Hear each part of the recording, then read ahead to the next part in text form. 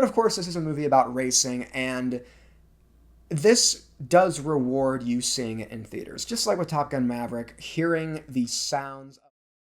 The film Top Gun Maverick was one of, if not the best films of 2022, so as you can imagine, I was very excited to hear that Joseph Kosinski will be making a similar type of movie, but instead of Tom Cruise with jet fighter planes, it was Brad Pitt with Formula One racing.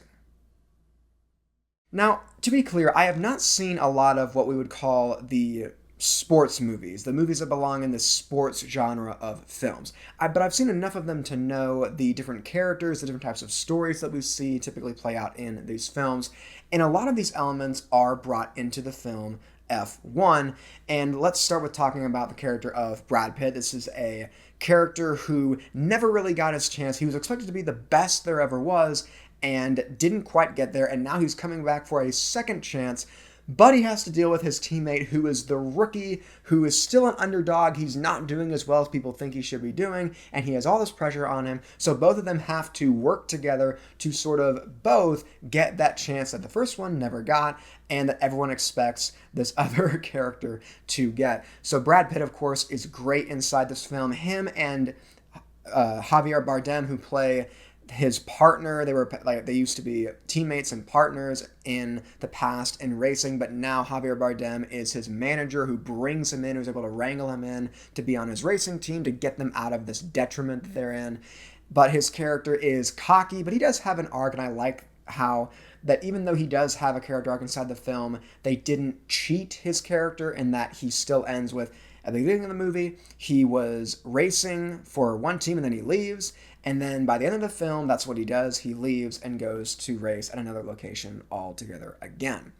The rookie character, who's played by Damson Idris, who also did a great job acting, of course, his character, I think, was done really well. He is a lot younger. They make it very clear that he is younger. He's even on his phone a lot of the movie, and different characters, in particular Brad Pitt's character, have a lot to say about that. And I thought they did his character really, really well, I think. But of course, this is a movie about racing, and this does reward you seeing it in theaters. Just like with Top Gun Maverick, hearing the sounds of the vehicles, this movie really does make you feel like you are in the race. It has a great, simple way of letting you know what's going on in each race that we're seeing, who's in what position, what's happening to each character when they're racing, how do they get to different positions, things like that. They did a great job with filming those types of scenes.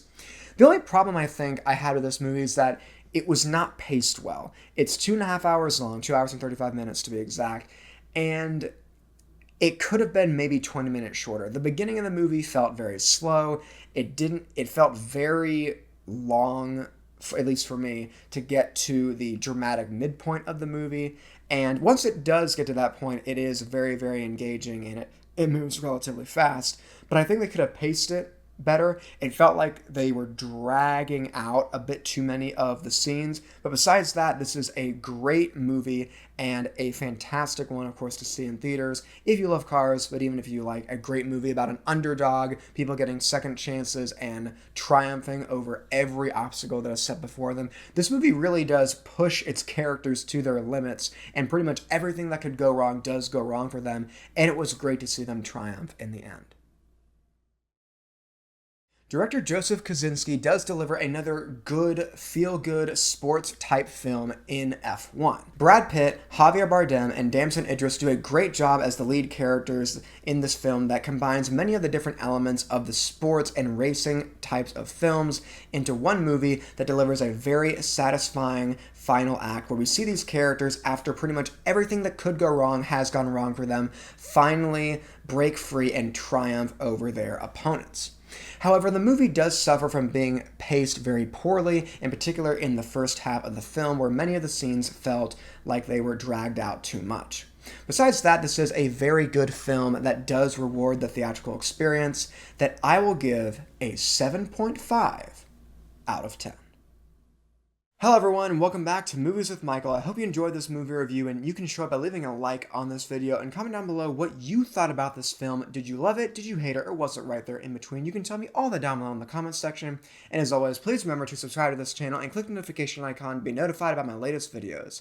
That's all for now, and I'll see you all next time.